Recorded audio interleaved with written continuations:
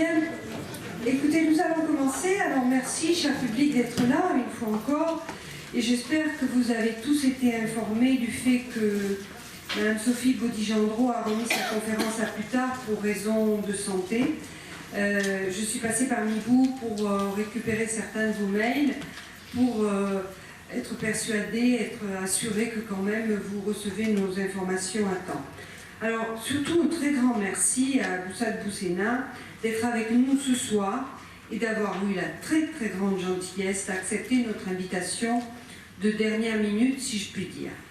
Alors nous sommes très heureux de vous accueillir sur un sujet qu'il est de salubrité politique d'aborder, les enfants d'immigrés qui réussissent.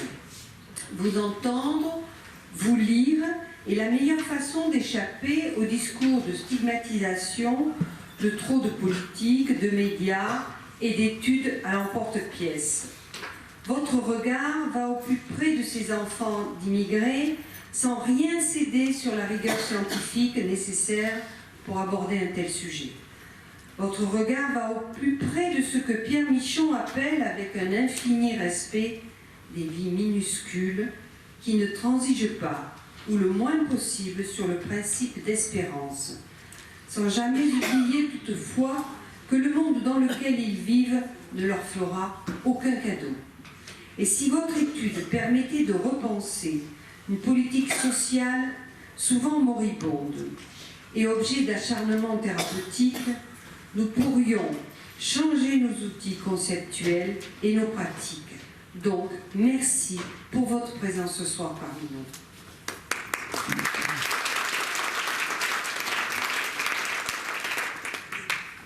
Je m'associe au remerciement de Marie-Paul pour la venue de notre conférencier. C'est un conférencier un peu différent d'habitude. Il est né à Argenteuil, il est issu des quartiers sensibles et il est responsable du service enfance-jeunesse au CNAM. Il est titulaire d'un master de recherche, travail social et intervention sociale. Votre ouvrage met en lumière le processus de réussite d'une partie de la jeunesse issue de l'immigration algérienne de seconde génération en Île-de-France, à rebours d'études nombreuses qui mettent l'accent sur l'échec scolaire des descendants d'immigrés. Riche en témoignages et en récits de vie, l'analyse sociologique de Boussad Boussena souligne l'hétérogénéité d'une jeunesse d'origine algérienne issue des quartiers sensibles. Elle permet de mieux comprendre les conditions socio-économiques de ceux qui réussissent. Cet ouvrage propose un autre regard sur ces jeunes, bien qu'ils soient confrontés aux problématiques des quartiers sensibles. Après les récents actes de terrorisme le 13 novembre 2015 et ceux de juillet 2016, la France doit faire face à une radicalisation de certains jeunes. Dans un tel contexte, où les questions liées à l'immigration sont présentes dans les agendas politiques, ces événements peuvent agir sur la représentation de la société française de cette jeunesse. Vous prenez à contre-pied les études et nombreux débats médiatiques centrés sur l'échec, la délinquance, la pratique d'un islam radical et le repli communautaire. Vous insistez sur l'hétérogénéité de cette jeunesse et vous soulignez qu'elle est à l'image de la jeunesse française parce que ces jeunes sont français. Je vous laisse la parole. Je suis ravi d'être aujourd'hui ici et de vous faire une conférence sur la présentation de l'ouvrage. Et je tenais également à remercier le Collège méditerranéen des libertés pour me donner la parole. Et en me donnant la parole, en fait, on donne la parole à ces enfants issus de l'immigration algérienne en réussite professionnelle. Alors c'est vrai qu'aujourd'hui, on a de plus en plus d'enfants issus de l'immigration algérienne de la seconde génération en réussite professionnelle. Sauf que, dans le débat et dans les médias et dans le discours politique, on a plus tendance à montrer ce qui ne marche pas. Ben, je vous rassure, il y a des enfants sur l'immigration qui arrivent, même si le parcours est peut-être un peu plus compliqué et semé d'embûches, aujourd'hui, il y en a de plus en plus. Et quand on regarde les différents médias et la manière dont la question des quartiers populaires et des quartiers sensibles est abordée, on a plus tendance à vouloir mettre en lumière ce qui nous éloigne, le repli communautaire, la pratique d'un islam religieux extrême ou la pratique de la déviance. Alors que quand on s'occupe de s'intéresser au terrain et à une toute autre réalité, on s'aperçoit qu'il y en a de plus en plus qui réussissent. Et ce qui est important, c'est de se dire que cette jeunesse issue de l'immigration algérienne, elle est complètement hétérogène à l'image de la jeunesse française. Et un autre point qui est aussi très important, c'est que l'ensemble de ces enfants d'immigrés ne se reconnaissent pas du tout dans la manière dont on parle d'eux dans les médias et au niveau des politiques. Et ça, c'est un point essentiel. Un autre point que je voulais aussi aborder avec vous, je ne dis pas que l'exclusion n'existe pas. Je ne dis pas que la discrimination n'existe pas. Ce n'est pas du tout mon propos. Sauf qu'aujourd'hui, on a de nombreuses études sociologiques qui ont déjà été faites et très bien faites sur le sujet. Et si vous voulez, ma volonté, c'est essayer de rééquilibrer ce débat-là et de se dire qu'aujourd'hui, on a d'autres trajectoires complètement hétérogènes et qui sont également synonymes de réussite. Et d'une certaine manière, quand on s'intéresse à ces trajectoires-là, ça nous permet également de comprendre pourquoi d'autres n'y arrivent pas.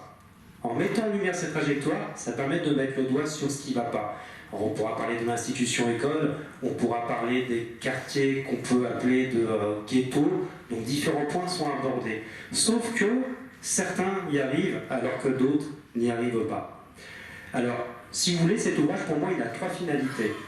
La toute première, c'est de rendre hommage à l'histoire de leurs parents. Ces parents qui sont venus en France, souvent dans des conditions assez dramatiques, pour essayer d'offrir à leurs enfants un autre destin, un destin différent du leur. La deuxième finalité de cet ouvrage, c'est de transmettre aujourd'hui, et pour moi c'est très important, un message d'espoir et un message d'encouragement à cette jeunesse-là. Et de dire qu'aujourd'hui, il est possible d'y arriver, tout en sortant des exemples d'excellence, et de dire qu'aujourd'hui, on peut très bien réussir sa vie. Donc dans le livre, on aborde également la définition de la réussite. Qu'est-ce qu'on met dans la réussite professionnelle? Qu'est-ce qu'on met dans la réussite au sens général du terme? Et aujourd'hui, pour réussir, on n'est pas obligé de s'appeler Zinedine Zidane ou Jamel Debbouze. Il y a de nombreux exemples de réussite, beaucoup plus pragmatiques, beaucoup plus terre-à-terre, parce que pour avoir ces réussites-là, il faut avoir du talent, et ce talent n'est pas donné à tout le monde. Donc on essaie vraiment de rééquilibrer le débat. Et la troisième finalité, qui pour moi est la plus importante, au vu du contexte actuel politique, c'est de déconstruire les représentations de la société française envers ces enfants issus d'immigration algérienne. Et là, on pourrait même parler au sens général de l'ensemble de l'immigration et les nouvelles vagues d'immigration qu'on a aujourd'hui en France. On a ce devoir de devoir déconstruire ces représentations-là, parce qu'aujourd'hui, le discours politique et le discours médiatique ont une influence sur les représentations de la société française. On peut regarder les différents médias, BFM, on va vous montrer des images qui se répètent sans information, et aujourd'hui ça va même très loin. Au lieu d'avoir un Français aurait commis un attentat, on va vous dire un musulman aurait, et ça c'est important. Et aujourd'hui on a un devoir de devoir déconstruire ces représentations-là. Et l'ouvrage, en étant tout objectif, permet justement de déconstruire ces représentations-là et de montrer un autre visage de cette jeunesse issue de l'immigration algérienne. Alors, le livre, il s'articule en 3 parties. Donc forcément, c'est un travail de recherche sociologique. Donc il y a toute une partie introduction où j'expose la problématique et je fais aussi référence aux différents courants sociologiques que j'ai décidé d'utiliser. Et en fait, la recherche est une recherche qualitative. Ça veut dire que j'ai fait une analyse d'entretien biographique. J'ai discuté à bâton rompu avec mon échantillon, je leur ai donné la parole, on a abordé différentes thématiques, les souvenirs d'enfance, est-ce qu'il y a d'autres frères et sœurs dans la fratrie, sont-ils les plus âgés, y a-t-il des frères plus âgés ou pas, quel rapport ils entretiennent avec le pays d'origine, parlent-ils la langue, quel rapport ils entretiennent avec la religion, comment ça s'est passé à l'école, est-ce que les parents étaient en capacité ou pas d'aider pour les devoirs, et comment ça se passe au travail. Donc, on a vraiment discuté à bâton rompu, les personnes m'ont fait confiance, et charge à moi à poids de tout retranscrire et de faire donc différentes parties en fonction des thématiques que j'avais décidé d'aborder. Bien évidemment, j'ai aussi abordé la mobilisation parentale, et pour être le plus objectif possible, j'ai décidé d'ajouter le témoignage d'une mère de famille pour qu'elle puisse nous faire part, si elle s'était mobilisée pour la réussite de ses parents, et d'un autre côté, ça me permettait d'avoir de nombreux matériaux sur les conditions économiques et sociales de l'arrivée de ces immigrés en France en pleine période de guerre d'Algérie. Donc ma démarche a été très qualitative. Alors, je suis plus parti de l'individu que du système. Donc j'aurais très bien pu partir des travaux de Bourdieu qui lui s'intéressait un peu plus au système. J'ai préféré partir des individus et je vais vous dire pourquoi. Parce qu'aujourd'hui, on est dans une société où les instruments d'intégration sont en panne. Donc on a de plus en plus de trajectoires qui sont liées à l'individu. Et pour ajouter encore un argument, c'est que d'une société solidaire, on est passé dans une société de plus en plus individuelle, avec des processus de socialisation qui sont également de plus en plus individuels. Ensuite, après avoir fait toute cette partie méthodologie où j'expose ma problématique de recherche, mon échantillon, ma méthodologie et la manière dont j'ai procédé, il y a tout un pan qui est consacré à l'histoire des parents et à l'histoire de l'immigration algérienne en France. Alors le choix de l'Algérie n'est pas anodin.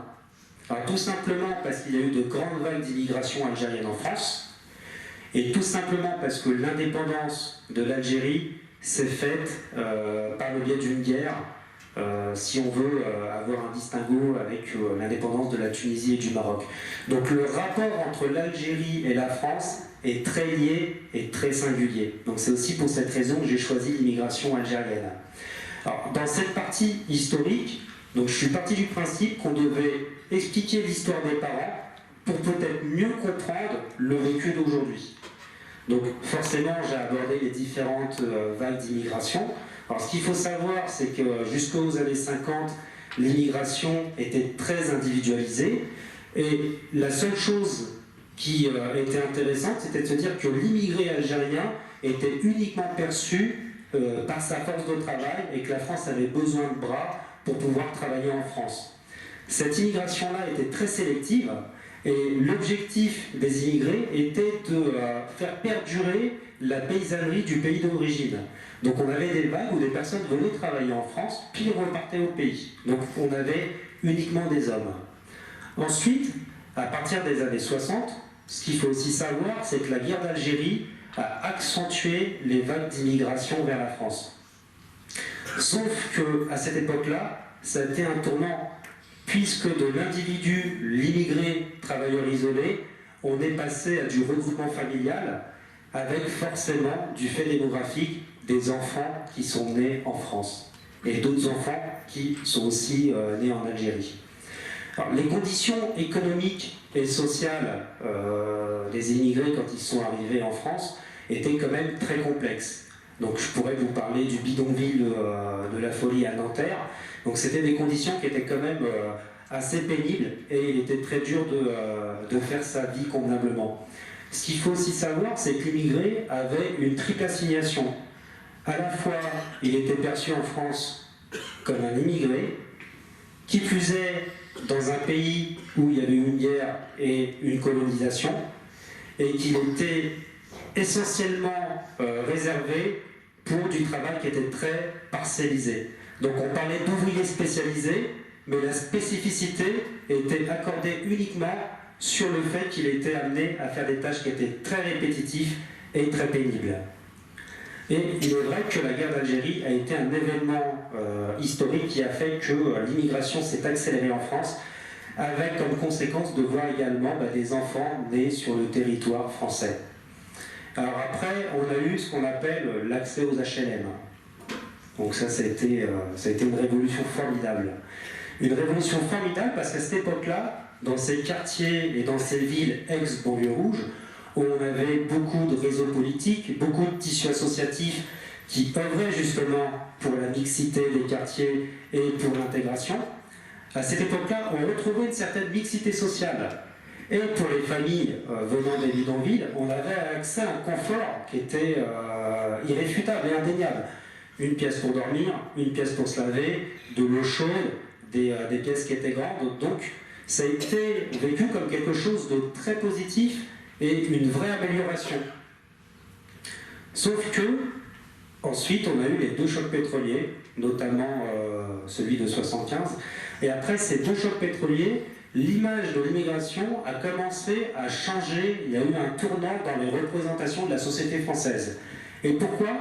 Parce qu'on a commencé à traiter également la question d'un point de vue politique, en faisant des raccourcis, des amalgames et des associations entre la montée du chômage et l'immigration.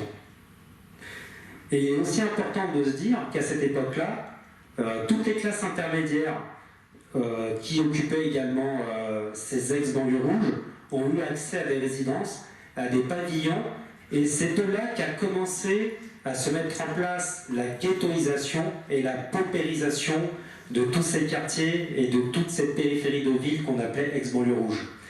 Et c'est dans ce contexte bien précis que la toute première génération d'enfants immigrés a levé la main en disant on a un souci d'intégration en France. Donc là forcément je vais vous parler de la marche pour l'égalité et contre le racisme de 1983.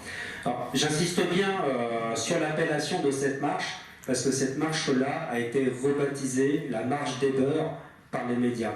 Et quand vous posez la question aux anciens marcheurs, il n'y en a aucun qui vous dira qu'il se reconnaît dans cette appellation-là. Donc c'est très important de se dire que déjà à cette époque, le traitement médiatique avait quand même une sacrée répercussion sur les représentations de la société française. Et on peut même faire un parallèle entre la génération des marcheurs et la génération des émeutes de 2005.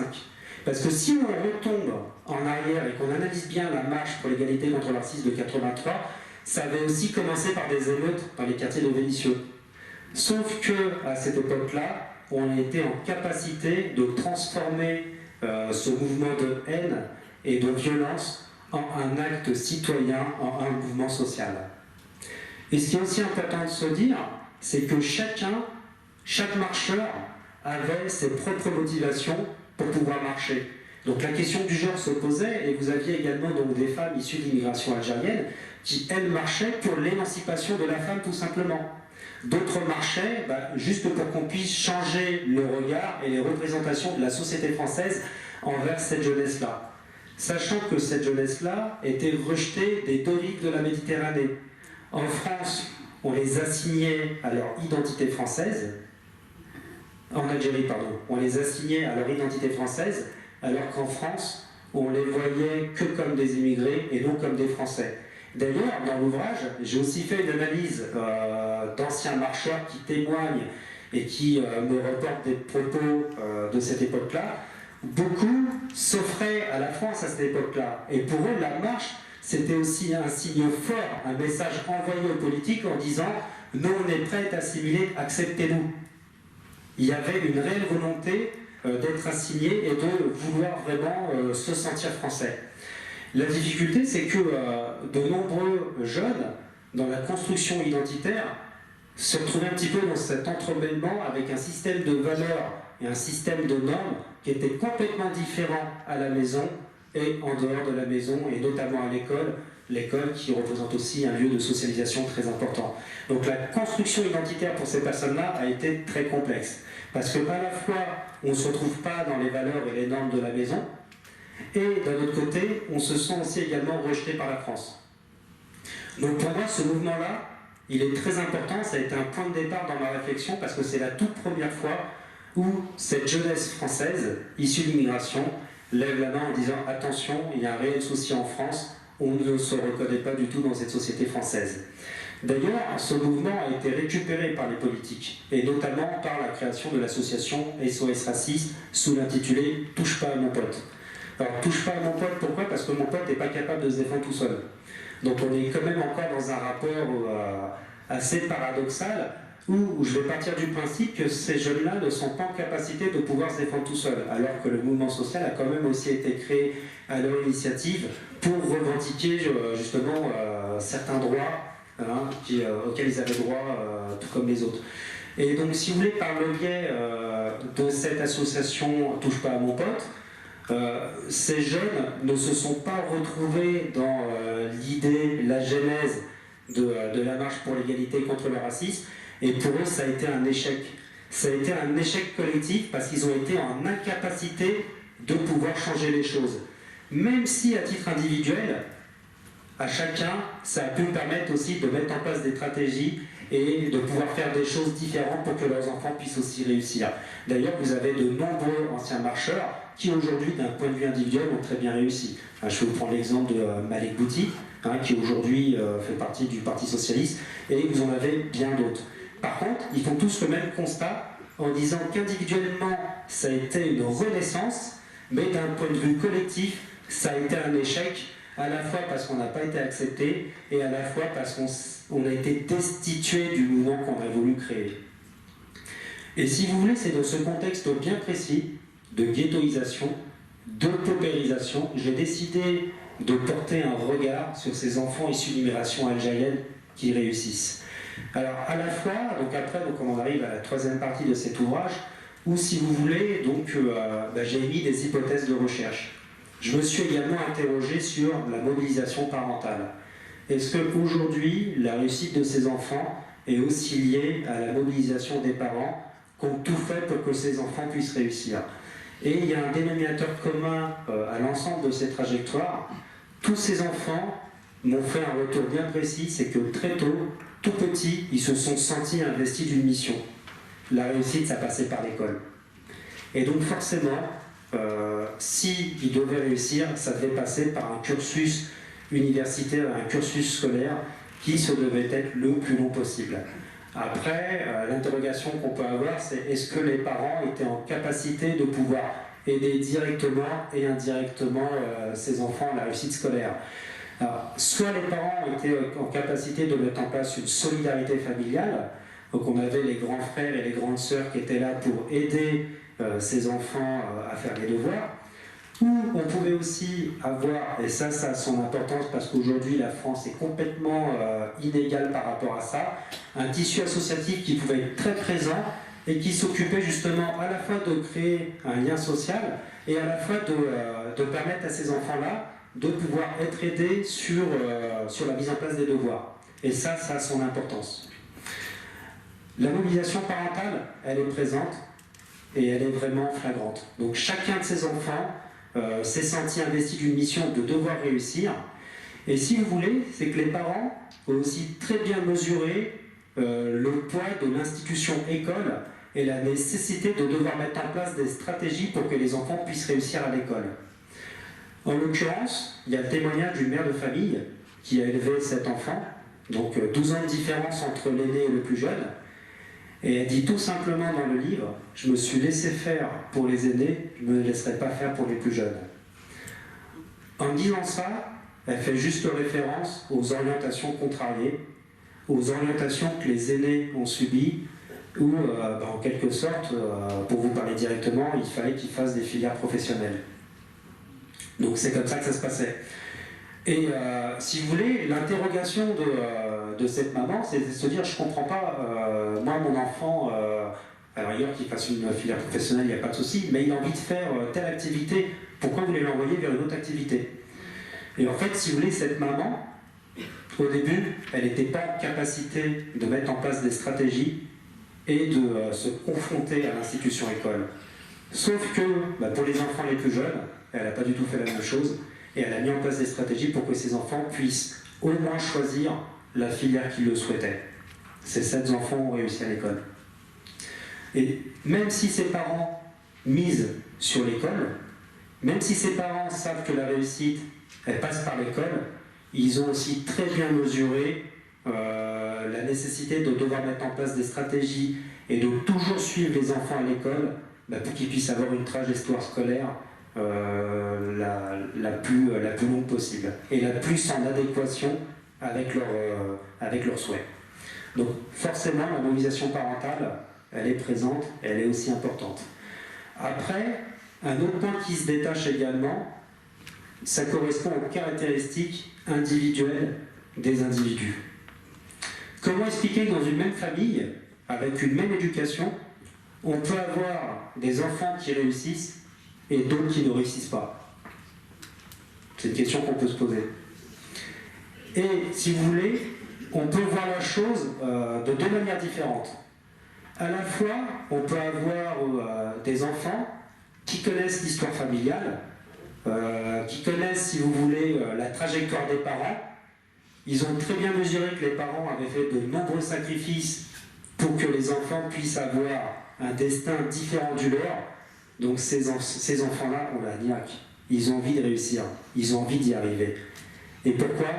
Juste pour redonner une fierté aux parents. C'est ce qu'on appelle la revanche du père.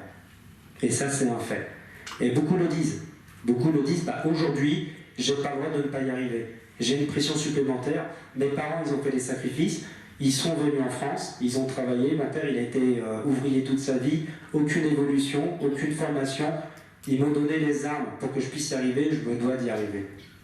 Et ça, c'est un point qui est très important. Et à contrario, ce qui est intéressant, parce que tout à l'heure, justement, on parlait des jeunes en situation d'exclusion. Des fois, vous pouvez avoir des profils de personnes qui vont dire « moi, je ne comprends pas, mon père, il a été ouvrier toute sa vie, il a gagné 3 francs 6 sous, en plus, il a connu du chômage, et donc moi, maintenant, je dois faire la même chose que lui ?» Eh ben non, je vais faire de l'argent facile. Donc, en fonction des individus, vous pouvez avoir des trajectoires complètement différentes, et qui plus est, au sein même d'une même famille.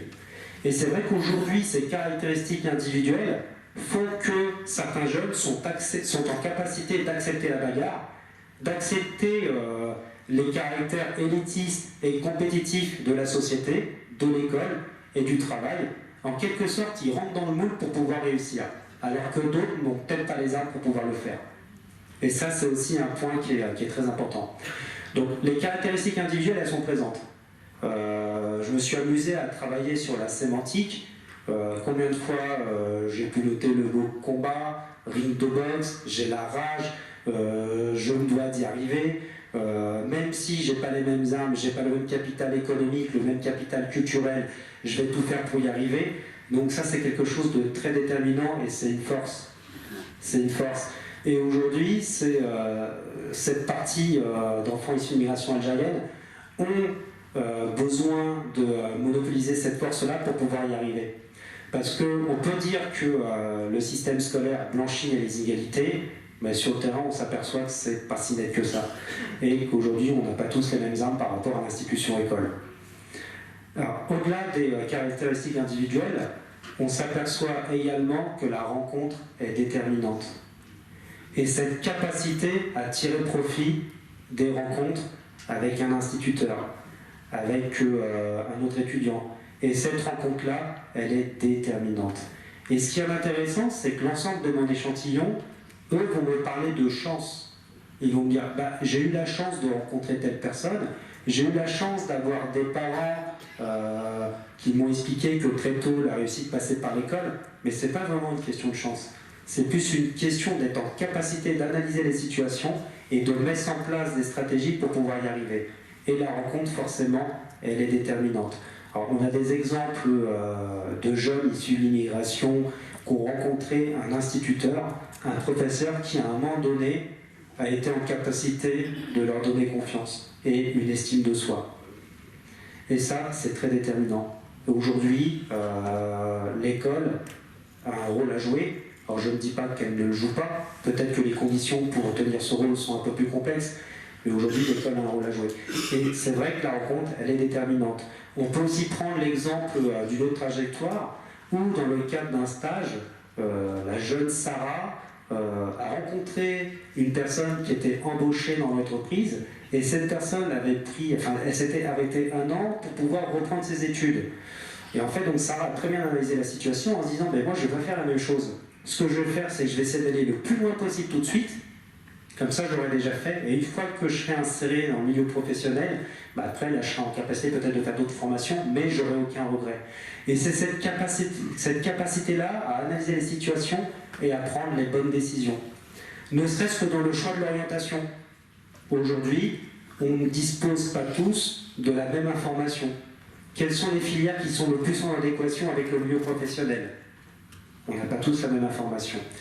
Et ces jeunes-là ont été justement en capacité de se créer un réseau pour pouvoir bénéficier de la meilleure information, ne serait-ce que par les interactions avec les autres étudiants, avec les enseignants, et notamment lors de stages avec d'autres personnes qui étaient en fonction dans des entreprises. Et c'est ce qu'il y a de complexe, c'est que l'école s'est démocratisée, l'accès à l'université s'est démocratisé, on a de plus en plus de jeunes avec des diplômes. Mais quels sont ceux qui sont le plus en cohérence avec le marché de l'emploi et avec les exigences professionnelles. Et là, il y a une barrière qui se positionne. C'est qu'avant, ces enfants issus de l'immigration algérienne n'avaient peut-être pas forcément tous accès à l'université. Maintenant, on a accès à l'université. C'est juste qu'il faut avoir un accès à l'emploi.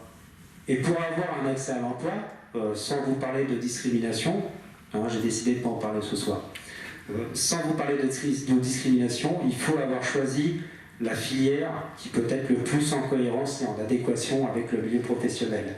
D'ailleurs, ce qui est intéressant, on a le profil de Nabil, qui lui avait très bien analysé cette situation et il avait très bien compris le message qui avait été véhiculé par les enseignants.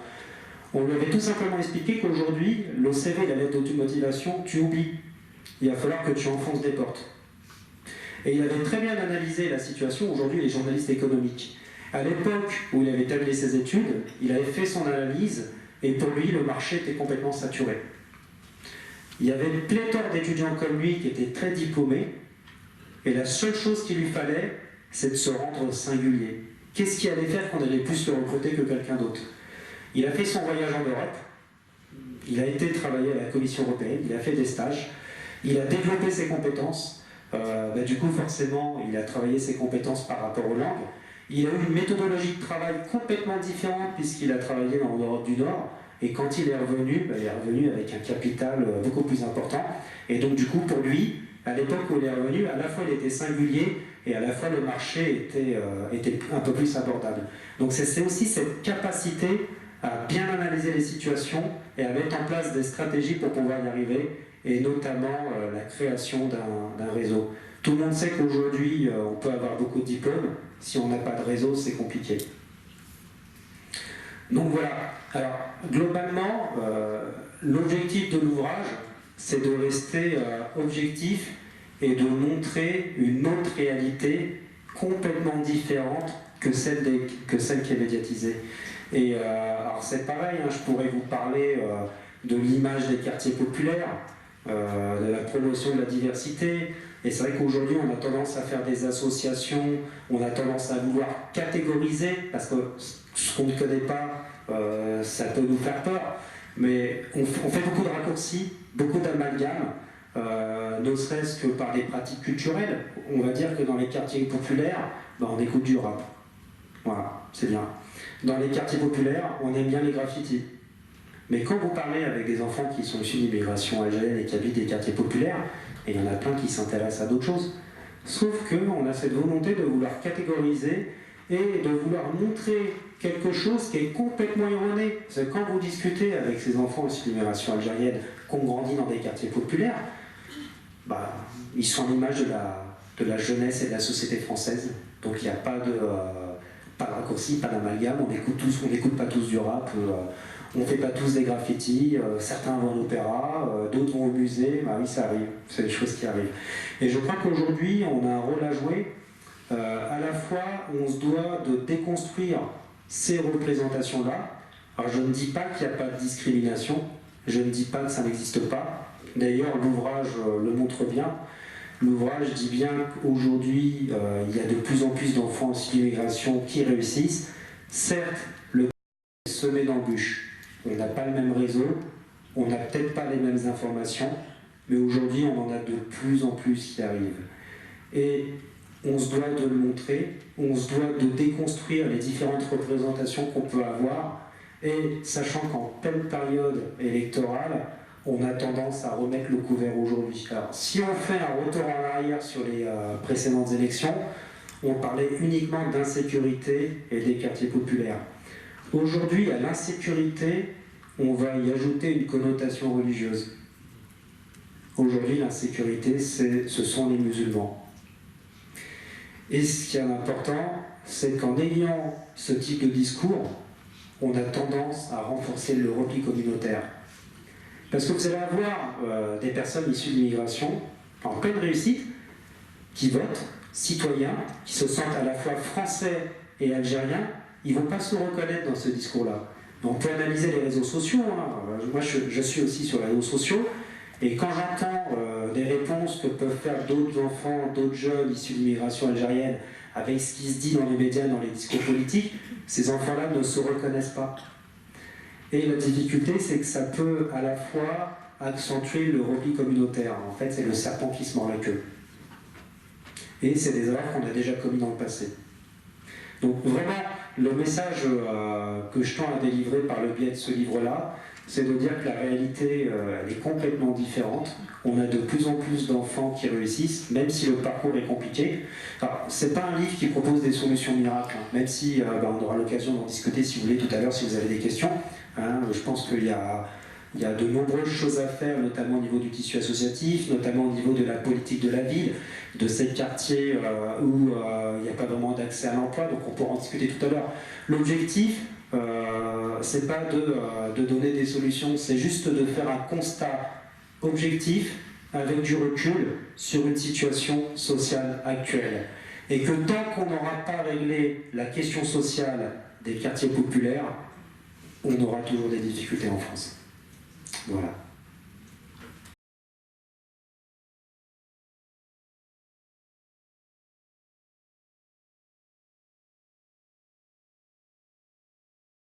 C'est exposé.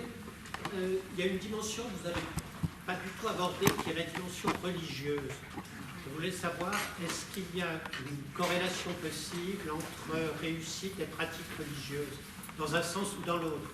Est-ce qu'une pratique religieuse peut être un moteur de réussite ou au contraire un frein?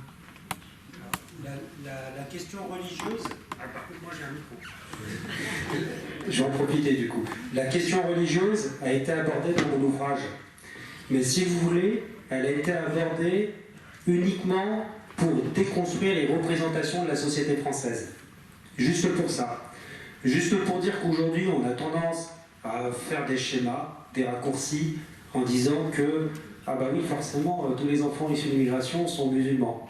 Bah c'est pas vous, oui, pratiquants. C'est pas vrai. C'est pas vrai. Dans l'ouvrage, on a des jeunes qui pratiquent, d'autres qui ont pratiqué et qui ne pratiquent plus, parce que pour eux, il n'y a pas de sens à pratiquer, et d'autres qui le font tout simplement parce que ça leur accorde et ça leur donne un épanouissement personnel. Tout comme un jeune catholique ou quelqu'un d'autre qui pratiquerait une religion. Mais il n'y a pas de corrélation, et je n'ai pas voulu le faire, entre une réussite professionnelle et une pratique religieuse. J'ai juste posé la question, parce que moi j'avais cette curiosité intellectuelle de me dire, mais du coup comment ça se passe par rapport à la religion? Est-ce que tu pratiques? Est-ce que tu ne pratiques pas? Juste pour voir si ça me permettait de déconstruire une certaine représentation qu'on pouvait avoir justement par rapport à ça. Et bien finalement, on s'aperçoit que certains pratiquent d'une manière très personnelle, discrète, sans difficulté, ça ne leur pose aucun souci, bien au contraire, ça leur apporte un épanouissement.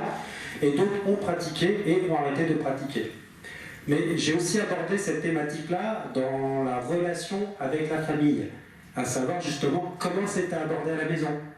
Et là, on montre bien l'hétérogénéité de cette jeunesse-là. On a par exemple le cas d'un jeune qui s'appelle Nabil, où la maman est pratiquante, le père ne l'est pas. Alors, il y avait des débats à la maison, hein. Il y avait du débat. Et ce qu'il dit, c'est que justement, lui, ça lui a donné l'opportunité de pouvoir faire un choix personnel. Et à partir du moment où il s'est rendu compte que pour lui, ça n'avait plus de sens, il a arrêté de pratiquer.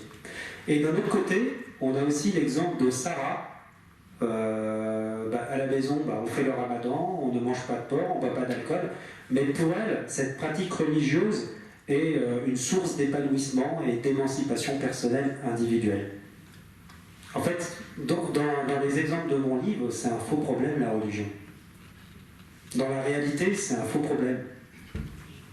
Dans les médias, je ne sais pas. Moi, je voudrais vous poser une question. Je voudrais vous demander si vous avez vu, vous voyez une évolution dans le tissu associatif aujourd'hui en France, comment il évolue, parce que je pense que la bonne volonté ne suffit pas. et que là, il faut quand même des outils très particuliers, une réflexion politique, une réflexion... Voilà, donc je voulais savoir comment fonctionnait le tissu associatif aujourd'hui, parce que je pense quand même que ce sont les pompiers de notre société. Voilà, merci.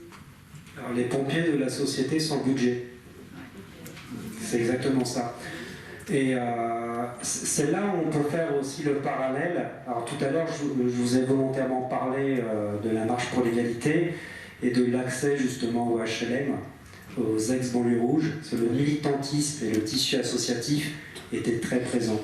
Alors, on a encore des associations aujourd'hui. Je vais vous prendre l'exemple de l'association Assez le Feu dans le 93 à Pavillon-sous-Bois, qui œuvre justement pour la citoyenneté. Sauf qu'aujourd'hui, c'est une question politique.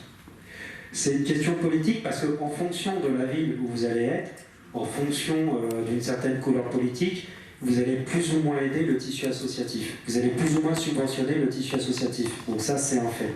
Donc je pense qu'aujourd'hui, les villes ne sont pas toutes armées de la même manière par rapport à ça. Après, je pense aussi, et venant aussi de l'éducation populaire, j'en suis convaincu, les mouvements de l'éducation populaire ont aussi un rôle à jouer. Et la difficulté, c'est que différents intervenants doivent s'articuler autour d'une politique en direction des jeunes. Alors, on a à la fois les familles ont un rôle à jouer, l'institution école, elle a un rôle à jouer, la politique de la ville a aussi un rôle à jouer, et le tissu associatif a aussi un rôle à jouer. Et en France aujourd'hui, on est dans l'inégalité territoriale. En fonction de l'endroit où vous allez être, vous allez avoir plus ou moins des volants qui seront développés. Et je ne vous parle pas de l'accès à l'emploi. Vous allez avoir des zones où il n'y a pas du tout d'emploi et d'autres où il y en a.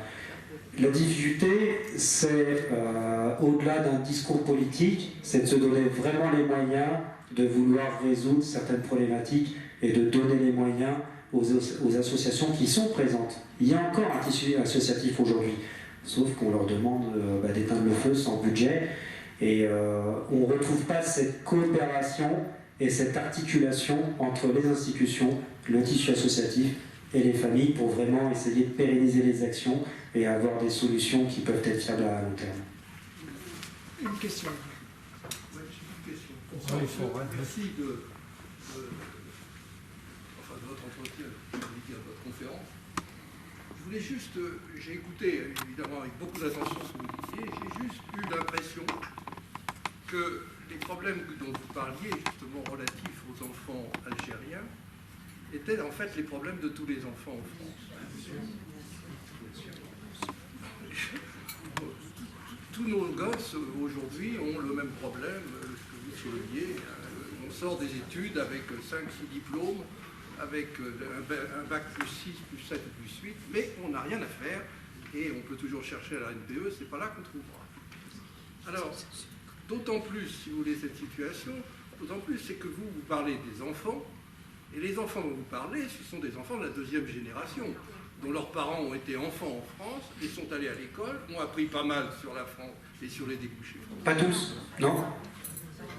Non. Pas tous, bien sûr, enfin une Non. grande majorité. Non. Vous parliez vous-même vous avez vous-même cité des enfants, ou des parents plutôt, qui sont arrivés avant 1960 en France. Bon, ces gens-là ont fait des enfants qui ont eux-mêmes fait et qui ont maintenant en 2016 ont des enfants à l'école. C'est ces gosses-là dont vous parlez. Alors, non, pas forcément. Pas forcément. Justement, en fait, si vous voulez, donc il y a des parents qui sont arrivés pendant la guerre d'Algérie. Ils n'ont pas tous été à l'école. Ils n'ont pas tous été à l'école. D'ailleurs, j'espère que vous allez lire le livre. Vous avez le témoignage d'une mère de famille qui a aujourd'hui 72 ans, qui aurait dû aller à l'école et qui n'a pas été à l'école. Elle a été à l'école, vous savez à quel âge?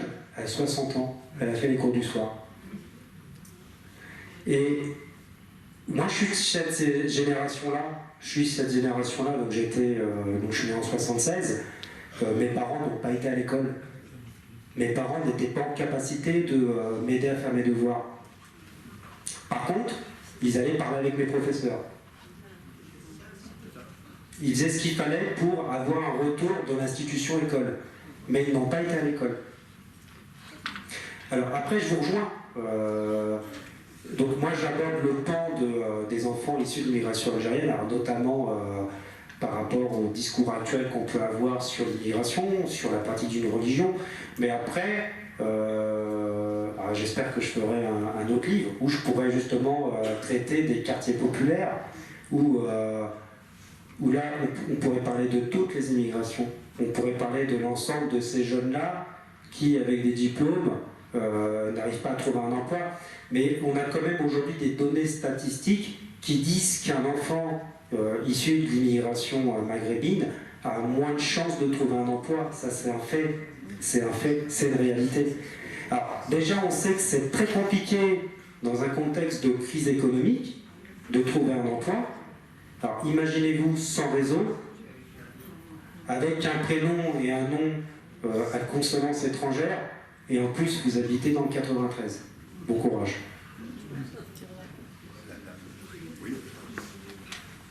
Oui, s'il vous plaît, merci pour tout ce que vous nous avez donné comme renseignement très intéressant. Ma question porte sur votre échantillon. Quel âge ont-ils? Est-ce que c'est deuxième génération ou troisième? La seconde génération, et on est sur la génération Y, donc des personnes qui sont nées.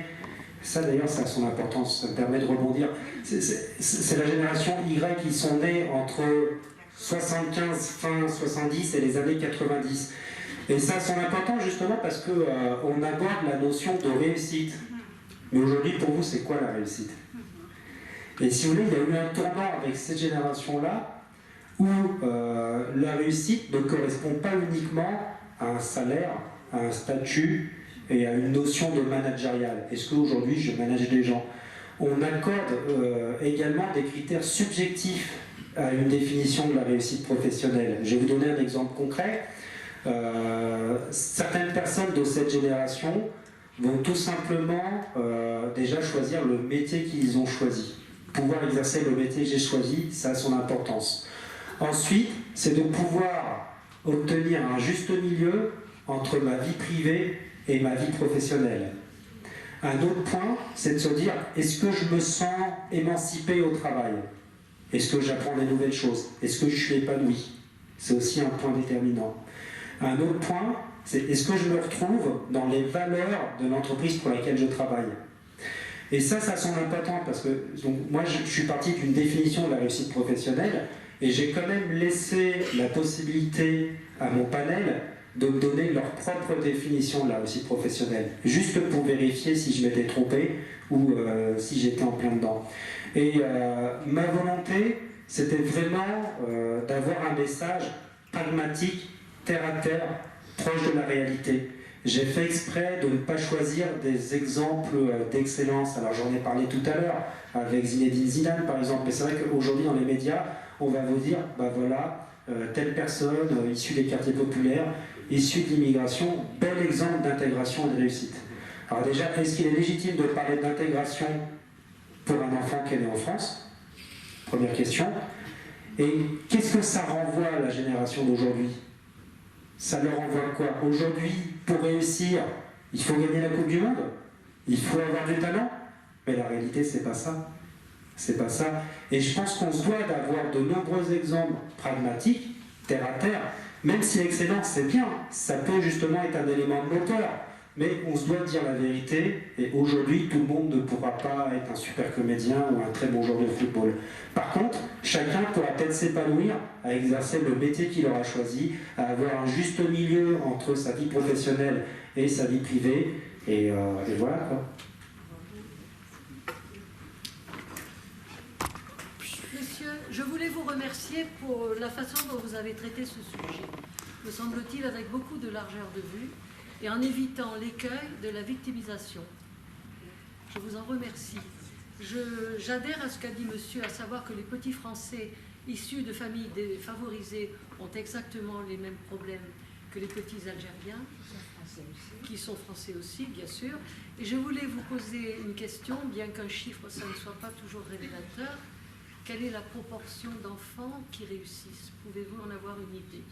Je suis incapable de vous donner un chiffre. Je suis incapable de vous donner un chiffre. Et pour tout vous dire, il y en a de plus en plus. Il y en a de plus en plus qui réussissent. Et c'est pour ça que mon choix d'analyse sociologique n'a pas été de partir sur des statistiques. C'était pas mon choix.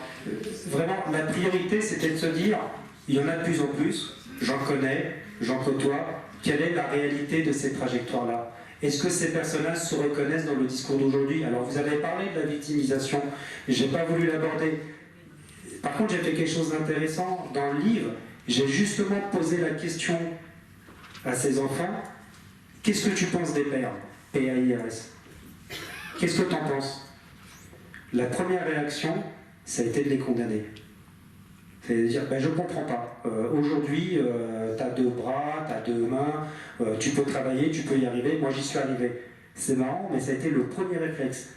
Par contre, en second plan, oui, mais quand même, je sais très bien que ça peut être un peu plus compliqué si tu es un garçon avec ton prénom, ton nom.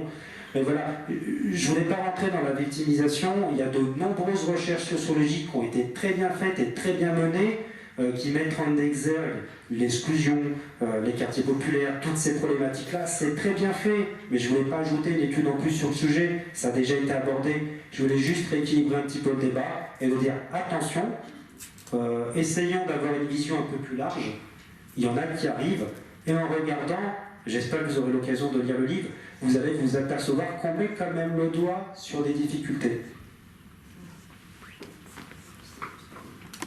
Oui, allez-y. Oui, je reviens sur...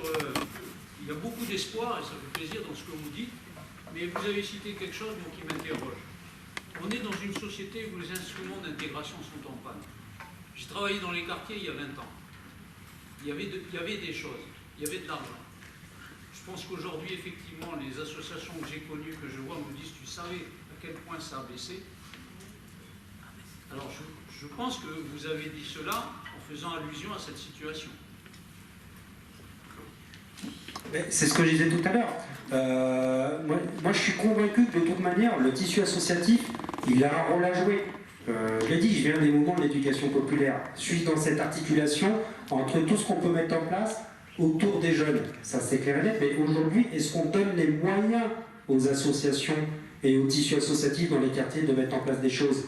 On leur demande juste de canaliser, entre guillemets. On leur demande d'éviter à ce qu'il y ait des débordements, à ce qu'il y ait du bruit. C'est ce qu'on leur demande. Mais est-ce qu'il y a de réels projets, des ouvertures vers la culture qui soient autres que la culture de rue, entre guillemets? Est-ce que ça s'est fait? Mais aujourd'hui, la problématique des associations... Alors c'est bien que vous ayez intervenu, puisque vous savez de quoi vous parlez, puisque vous avez déjà travaillé dans un tissu associatif. Mais je crois qu'aujourd'hui, le constat, tout le monde le fait. Est-ce qu'on donne les moyens aux associations de jouer pleinement leur rôle dans les missions qu'on leur donne? On est dans la délégation, parce que maintenant, il y a de plus en plus de collectivités territoriales qui sous-traitent ou qui mettent en place des prestations avec des associations, mais est-ce qu'on se donne les moyens aux associations d'être efficaces? J'en suis pas convaincu. Mais là, on est dans de la décision politique. Là, c'est un choix politique. Est-ce que vous avez fait une différence entre les filles et les garçons? Oui. Oui, ça a été fait. Alors, j'ai fait exprès de ne pas tout vous dire, parce que si je vous dis tout, alors je vous rassure, je ne suis pas prêt de toucher des choses sur le livre. Il va falloir que j'en vende énormément pour pouvoir... mais effectivement, la question du genre, elle se pose. En toute objectivité, avec du recul, sans jugement de valeur, c'est assez intéressant de se poser la question. Alors tout à l'heure, on en parlait dans la construction... Je ne vais pas tout vous dire, je vous rassure. On en parlait tout à l'heure dans la construction identitaire. Mais le système de valeurs et de normes à la maison est complètement différent de celui de l'école. Mais j'en parlais tout à l'heure. C'est un moyen d'émancipation. Et d'ailleurs, beaucoup le disent. J'ai aussi réussi parce que pour moi, c'était un moyen d'émancipation. Tout à l'heure, pourquoi je vous ai parlé de la marcheuse qui, elle, marchait? Sa seule motivation, c'était l'image de la femme dans la société algérienne. C'était ça son truc. Elle, c'était cette volonté de vouloir s'émanciper et de dire qu'aujourd'hui, ben, je veux réussir, je veux travailler, mais je ne voulais pas non plus tomber dans le raccourci qui disait que toutes les femmes issues de l'immigration algérienne, c'est compliqué pour elles parce que c'est faux. Mais la question du genre se pose. Elle se pose, et d'ailleurs, vous verrez, il y a des trajectoires où ça a eu une incidence. Ça a eu une incidence. Et la question du genre, elle s'est posée, et par l'analyse des témoignages, on s'aperçoit qu'effectivement, la question elle est légitime d'être posée. Les proportions de réussite. On a aussi, d'ailleurs. Pardon ? Les proportions de réussite. Il se dit que les filles réussissent plus que les garçons. Elles travaillent plus. Et je vais vous donner un autre exemple. Je vais vous donner un autre exemple. J'ai abordé le loisir, la pratique d'un sport. Et la question que j'ai posée, alors là je l'ai posée directement à la mère de famille, tous les garçons ont fait du sport, mais pas les filles. Et alors après, j'ai pas insisté, parce que j'ai vu que la question elle dérangeait, mais effectivement, et quand j'ai posé la question, mais pourquoi plus les filles, plus les garçons que les filles, la réponse a été de me dire, en fait, j'ai analysé l'environnement dans lequel mes enfants grandissent, et en fait, ce que je vais faire, c'est que je vais leur apporter un cadre supplémentaire.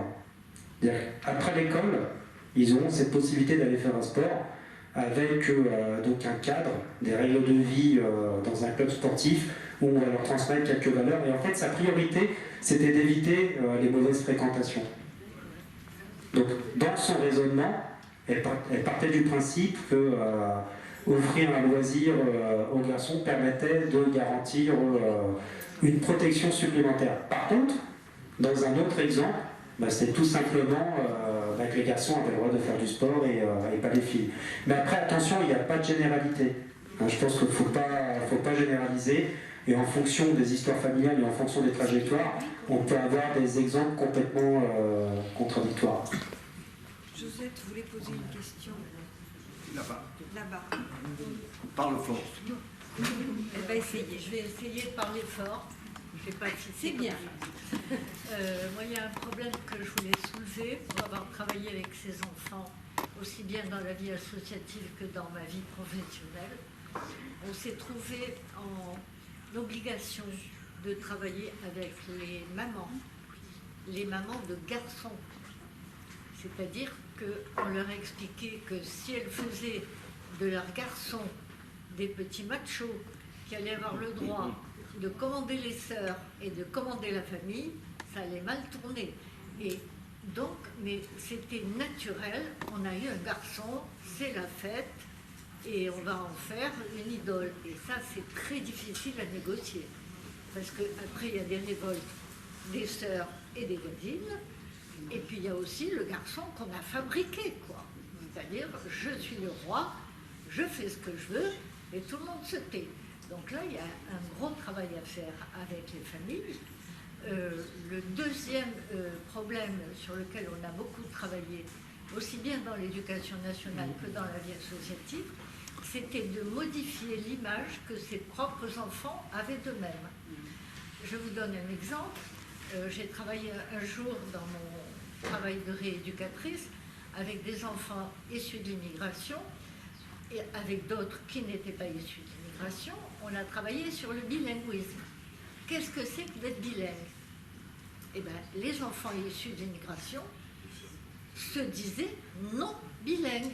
Alors pour eux, bilingue, c'était parler français et anglais, ou français et allemand, français et italien. Et quand je leur disais, mais enfin, tu es bilingue, tu parles français et arabe. Ils disaient, ah mais non, parce que l'arabe, c'est pas une langue. Mais attends, comment c'est pas une langue, l'arabe? C'est une langue. Bon, il se trouve que moi, j'ai appris l'arabe. Donc j'avais la chance de pouvoir leur écrire leur nom en arabe au tableau et leur dire, c'est quoi ça? C'est ton prénom? Ah oui, c'est mon prénom. Donc tu es bilingue. Mais vous voyez cette dépréciation de soi par rapport aux autres. L'arabe, c'est pas une langue. Et quand je leur disais, mais alors ça sert à quoi l'arabe? Ils me répondaient, ça sert à nous insulter. Voilà, c'est-à-dire qu'à la maison, les parents qui avaient de la jugeote les obligeaient à parler français, mais que s'il y avait des conflits dans la famille, on s'insultait en arabe. Et pour les enfants, l'arabe, c'était devenu ça. C'est pas une langue, c'est pour s'insulter. Voilà. Mais ça, c'est au niveau de l'identité, c'est un gros travail de leur expliquer qu'ils ont une richesse, parce qu'ils la nient. Et c'est dommage. Alors, à la fois, c'est une richesse, et je crois qu'il est aussi important de dire que de nombreux jeunes ont conscience de cette richesse, et qu'elle est perçue comme une richesse. Après, peut-être que pour d'autres non, alors là, vous avez des exemples concrets par rapport à votre expérience, et effectivement, dans ces cas-là, je crois qu'il y a un grand travail à faire sur l'estime de soi. Mais ça nous permet aussi de nous interroger et de dire comment ça se fait, comment ce mécanisme se met en place, comment un jeune puisse arriver à l'idée de se dire que c'est pas une richesse. Donc je pense que les représentations de la société peuvent aussi justement accentuer le phénomène. Mais après, pour beaucoup, c'est aussi perçu comme une richesse et comme une fierté. Après, je ne peux pas vous enlever vos exemples concrets, puisque c'est pragmatique ce que vous dites, ce sont des exemples concrets. Mais après, on doit justement de le valoriser, de le mettre en avant. Alors, tout à l'heure, je parlais de la rencontre. Vous êtes un exemple d'une belle rencontre, justement, sur cette capacité à valoriser des jeunes et à retravailler justement sur l'estime de soi. Et ça part de là. Mais quand on martèle des choses à la télévision, quand on entend des discours d'hommes politiques, je comprends qu'à un moment donné, certains puissent se dire, on peut avoir deux réactions. On peut avoir une réaction où justement on va minimiser, on ne va pas le voir comme une force, ou on peut avoir une réaction qui va être à l'opposé, où justement, c'est comme ça, je vais renforcer le conflit et je vais m'affirmer encore plus vers mon autre culture et mon autre identité. C'est ce que je disais tout à l'heure, ça peut être dangereux. Ça peut être dangereux. Mais après, je pense qu'on a quand même aussi de très bons exemples d'enfants issus d'immigration qui sont aussi fiers de leurs origines et de cette richesse. Mais après, il y a aussi un travail à faire sur les représentations pour que chacun puisse retrouver l'estime de soi. Merci. Merci de votre exposé. En ce qui me concerne, il me semble avoir pu constater qu'il y a quand même des outils d'intégration qui fonctionnent. Je pense à ces entreprises qui ont besoin de gros bataillons avec des formations initiales, je n'ose pas dire inexistantes, il faut quand même savoir lire et écrire, mais je pense par exemple à la RATP au métro de Paris où j'ai vu des gens rentrer au bas de l'échelle et faire de belles carrières. SNCF, dans les mêmes... on commence parfois comme hôtesse de caisse, et puis ensuite, avec une certaine pugnacité, on peut arriver à prendre du galon au sein de ces Carrefour ou d'Auchan. Alors, je voulais savoir si cette perception personnelle, vous n'aviez pu la recouper, ou au contraire, je me trompe. L'avantage, c'est que je ne vais pas vous mentir et que je n'ai pas réponse à tout. Je suis honnête. On aura, je pense, toujours des exemples de belles réussites de ce type. J'ai fait un débat la semaine dernière et c'était un café-débat, donc j'ai présenté l'ouvrage et après donc, on a eu un échange avec le public et dans le public, j'avais donc une personne de 42 ans issue d'immigration algérienne, donc mauvais cursus scolaire, et en fait il a été embauché par le biais de son père dans un hôtel 4 étoiles. Il a été en capacité justement de gravir tous les échelons et aujourd'hui c'est lui le directeur de cet hôtel-là. Donc ça existe. Alors après, ces belles trajectoires, je pense qu'elles sont quand même assez rares. Après, tout dépend de la définition qu'on veut donner à la réussite professionnelle et la réussite au sens général. Parce que tout à l'heure, justement, vous parliez de ces grosses entités qui recrutaient aujourd'hui. Mais ce qu'il faut se dire, c'est que l'entreprise Renault, ça fait longtemps qu'elle recrute des personnes issues d'immigration. Et il y a des études statistiques qui ont été faites sur la génération de nos parents. Et en fait, les immigrés algériens étaient les employés qui avaient le moins d'évolution en comparaison aux autres. Ça, c'est véridique, ce sont des chiffres de l'ANSEE. Il y avait une gestion de la main-d'œuvre qui se faisait en fonction des origines des personnes. D'ailleurs, si je ne vous dis pas de bêtises, ça fait pas trop longtemps que les ouvriers marocains ont gagné leur procès contre la SNCF parce qu'ils n'avaient pas du tout le même salaire. Donc, il faut se le dire. Je pense qu'il ne faut pas l'oublier. Alors, aujourd'hui, on dira autre temps. Comme les femmes. Comme les femmes, c'est exactement pareil. C'est exactement pareil. Donc, aujourd'hui, on peut se dire autre temps, autre période. Mais, alors je n'ai pas parlé de la discrimination, je n'ai pas voulu parler de la victimisation, mais il faut être conscient qu'on est passé d'une politique de lutte contre les discriminations à une politique de promotion de la diversité. Ça a son sens. Ça a son sens. Alors, je ne parle pas de discrimination positive. Je pourrais donner mon avis si vous voulez. Je couperai le micro, je vous donnerai mon avis sur la discrimination positive. Mais ça a son sens. Et d'ailleurs, j'ai rencontré le membre fondateur d'un cabinet de recrutement, ça s'appelle Mosaïque RH. Et il existe pour justement travailler sur la promotion de la diversité avec les entreprises. Et pour moi, son retour était assez intéressant parce que ça me permettait justement d'avoir le point de vue des recruteurs. Il y a de la représentation. Ils ont des représentations. Et le premier constat qu'il me fait, c'est de me dire, il y a des recruteurs, ils sont surpris par la qualité des candidats. Donc ça sous-entend bien qu'ils avaient des représentations. Ça sous-entend bien qu'il y avait des représentations. D'autres vont dire, je passe par vous, parce que je suis obligé de le faire, et je dois recruter en local, autant bien le faire. Donc c'est quand même assez représentatif.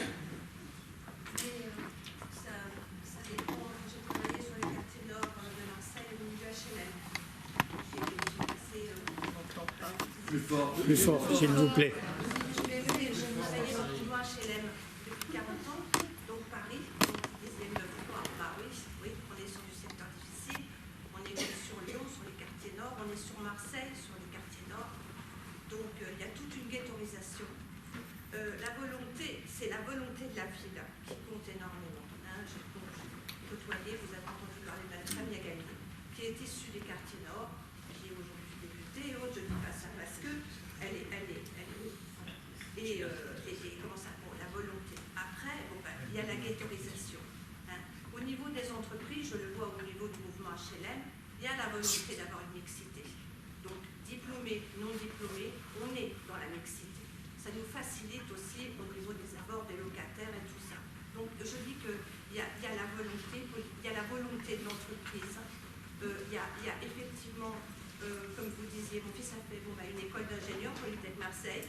Tous ses copains qui avaient des noms un peu difficiles, les réseaux, on a dû en jouer, parce qu'on s'appelle comme ça. Mais il a un super dossier, ce garçon-là. Oui, mais pourquoi? Il s'appelle comme ça. Donc, et en plus, si tu habites la Saline ou Castellane, alors là, t'es mort. Si on voit d'où tu viens, et c'est malheureux, on ne devrait pas juger comme ça. Je trouve quand même, je l'ai vu au niveau, je suis retraitée maintenant, mais je l'ai vu au niveau de notre société d'HLM, on a eu énormément de gens d'origine algérienne et autres, et qui ont beaucoup de diplômes. Je veux dire, on a, voilà, comme vous disiez, je suis très contente d'avoir, je le dis, c'est un enrichissement. C'est toute la mixité apporte un enrichissement, aussi bien personnel qu'intellect, et ils ont une volonté, je l'ai vu, de réussite. Alors voilà, c'est vrai qu'ils se disent, on en est arrivé là, alors pour arriver là, il va falloir mettre les chez double. Mais bon, c'est difficile, mais je trouve qu'on avance. Il faut être positif et on avance un peu quand même. Merci madame. Ouais. Merci bien.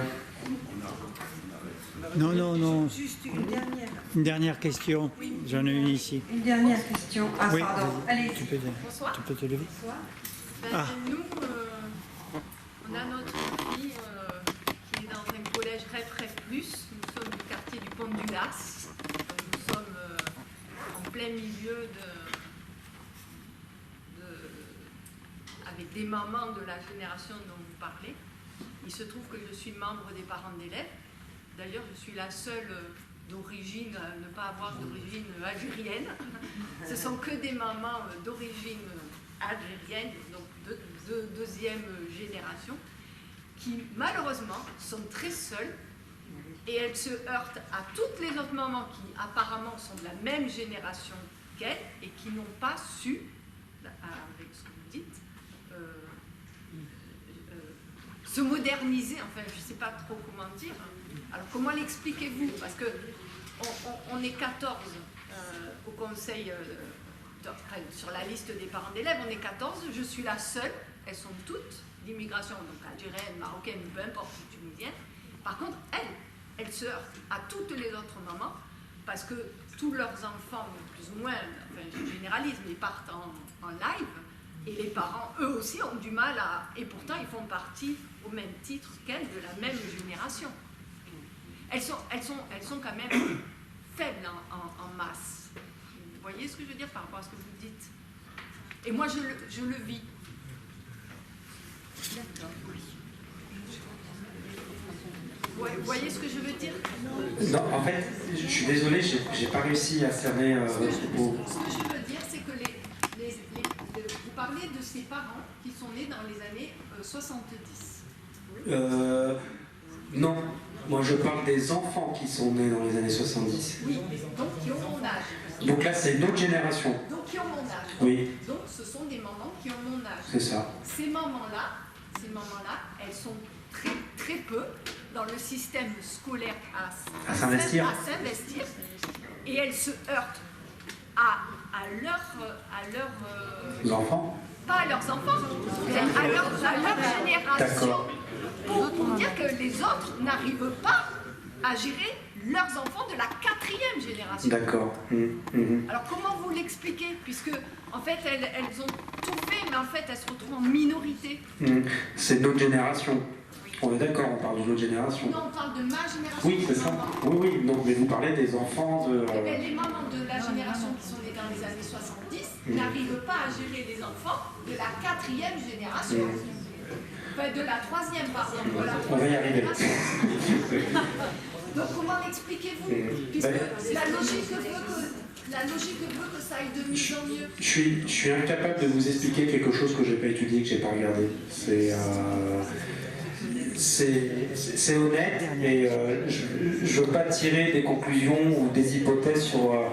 il faudrait discuter avec ces mamans, il faudrait avoir d'autres éléments pour pouvoir vraiment essayer de vous apporter une réponse. Mais aujourd'hui, je suis en incapacité, là, lors de la conférence, de vous livrer quelque chose de miraculeux. Alors, j'en suis pas capable. Dernière question. Deux questions. Vous avez parlé des réseaux. Vous avez parlé des réseaux. Et je voulais savoir s'il y a des réseaux d'aide entre personnes qui ont réussi, qui sont dans des entreprises et qui aident des jeunes ou des enfants à progresser. Et la deuxième question, c'est au sujet des facilités qui sont faites pour l'accès au concours et aux grandes écoles. Quelles sont les difficultés rencontrées? Là aussi, est-ce qu'il y a des aides? Et finalement, quels sont les résultats? D'accord. Pour répondre à votre première question, il y a de plus en plus de réseaux, notamment le réseau Motivé qui existe, et il y a pas mal d'aides de fait, notamment pour à la fois la mise en place d'un CV, etc. Donc ça existe et ça prend même de l'ampleur. Après, il y a des retours qui ont déjà été faits justement sur cette facilité à vouloir donner l'accès aux grandes écoles. Ils ne sont pas tous positifs, ces retours-là. Ils ne sont pas tous positifs parce qu'en fait, on essaie de faire rentrer dans un moule des jeunes qui ne viennent pas du tout du même milieu. Et ça se fait tant bien que mal avec beaucoup de difficultés. Bien, écoutez, je suis désolée, je crois qu'il faut qu'on arrête parce que notre conférencier a un train à prendre. Alors je voulais terminer sur simplement une petite chose. J'avais d'autres questions à poser, mais en particulier sur la question de la réussite, mais on y reviendra plus tard. Je voulais citer un petit texte, une petite phrase d'un traité de pédagogie d'Emmanuel Kant, vous voyez, c'est pas d'aujourd'hui, et qui nous dit « On ne doit pas élever les enfants d'après l'état présent de l'espèce humaine, mais d'après un état meilleur. » Voilà. Donc, au travail, je pense que... Merci pour ce magnifique exposé, plein d'optimisme. C'est une parole C'est une parole que nous avions bien besoin d'entendre. Voilà. Merci.